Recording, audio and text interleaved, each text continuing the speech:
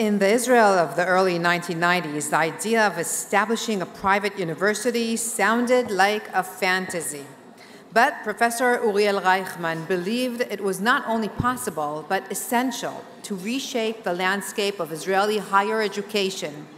Today, 31 years later, with 8,500 students, Reichman University is a living testament to the power of a single individual with a compelling vision and a profound sense of public mission. Over the years, he established 10 leading academic schools on campus alongside dozens of research institutes, creating a multidisciplinary ecosystem and inspiring generations to dream, to build, and lead. Reichman University is also home to the largest international school in Israel, which attracts students from over 90 countries for full degree programs. Many graduates choose to make aliyah upon completing their studies. Among Professor Reichman's latest achievements is the Dina Rekanati School of Medicine, which he established in response to Israel's acute shortage of physicians. Earlier in his career, Professor Reichman led one of the first comprehensive proposals for constitutional reform in Israel, advocating for civil liberties and structural changes to protect democratic governance.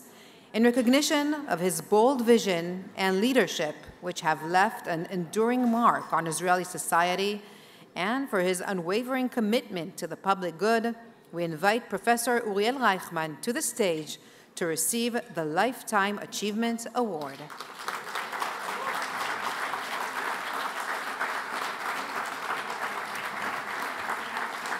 Professor Reichman.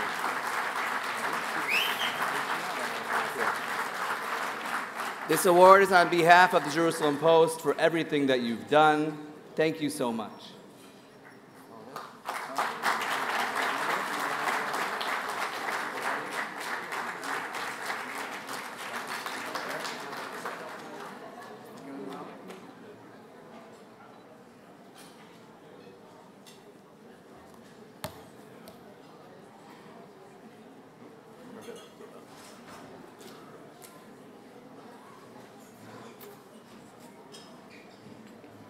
Mazal Tov, Professor Reichman. Mazal Tov, how are you? תודה רבה בשביל הכבוד. אני רוצה רק לציין ידידה מיוחדת שלי שהגיעה היום להיות איתנו. מישהי שאחראית יותר מכל גורם אחר למאבק למען שחרור החטופים, מירי אדלסון, שנמצאת איתנו כאן.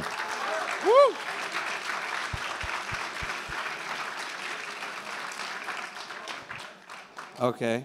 I have to, full disclosure, she used to be my boss, and she's sitting next to my new boss.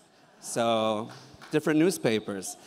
So, Professor Reichman, it's interesting. The Reichman University, now a university, used to be a college, defines itself as a Zionist university. Now, there are those around the world that would say, how can a university have an identity like that? What's your answer? You go back to a debate, but in my view, a university has global importance in research and so on. They have a global impact. But a university is more than a research institution. A university deals with the human capital of a nation. And in such, a university comes from the people and goes back to the people. It's a part of society. And therefore, we take responsibility more than just concentrating on research and teaching. We have a mission to educate the future leaders of Israel and to educate them in what we believe, we call it freedom and responsibility.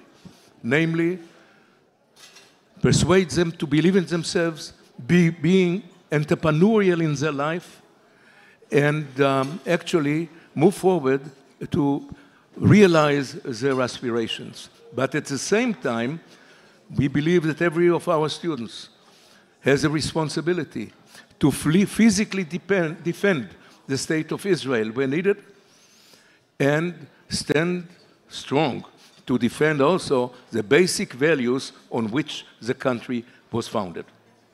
Amen. And if you ask about Zionism... I could ask about Zionism. Pardon? I asked about Zionism. Yeah. Let's go.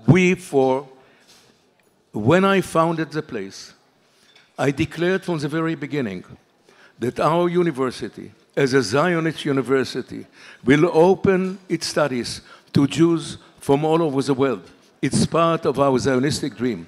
And indeed, 25 years ago, we established the Rafael Kanati International School, and we have today, every given moment, 2,500 students from all diaspora, from 80 to 90 countries that study in English, turning our university to bilingual university. So we welcome everybody that can come and study in English. And many of our students make Aliyah, and they are part of the future of the country, and those who go back home to the States or other countries are great ambassadors of the state of Israel. Right. Definitely. So, Professor Reichman, I had the privilege of having a few in-depth conversations with you lately on campus, and I think one of the fascinating things is the entrepreneurial spirit that is instilled in every single faculty, which is fascinating because those who go to a regular classic university don't have that experience. And I could just recall going to the medical school, right? No. And we need more doctors, and they showed me how they have actors and actresses and children who are actors who play as patients, and then the simulation, and they have to guess, you know, what medical problems they have. It's like, it blew my mind. We believe in decent, of course, medical education, but what happened was that Israel suffered from lack of only 40% of our physicians were educated in Israel, and about 60% came from abroad. And that has to be to a solution. And everybody said, we cannot have more students, medical students in our hospital. And I said, it's sick. It cannot be that the state of Israel cannot really raise and educate our physicians.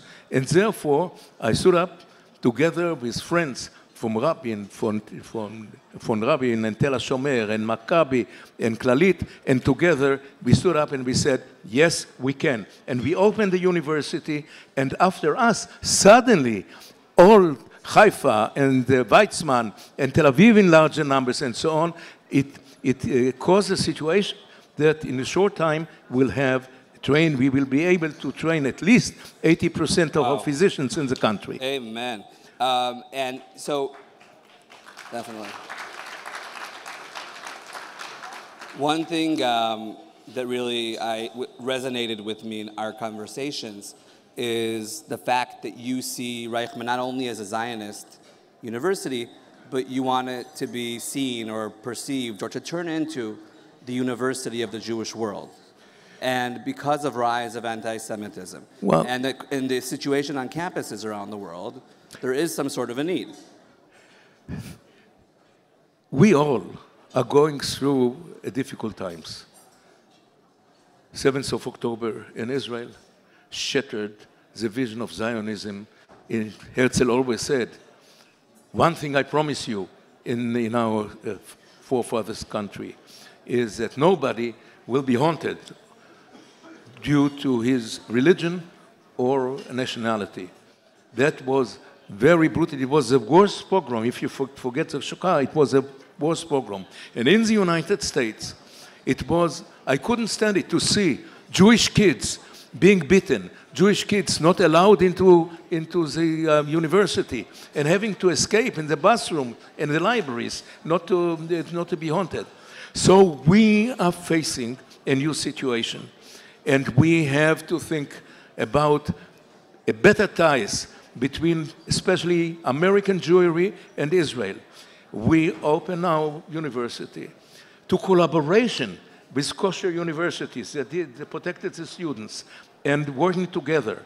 And coming to American kids and saying, come over.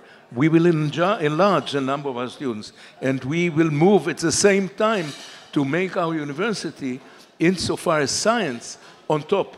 And we are trying to bring more scholars. Israelis have left the country to bring them back, top scholars, and we have a plan in a few years to upgrade also our top science so we can compete, at least in a few topics, with leading American universities.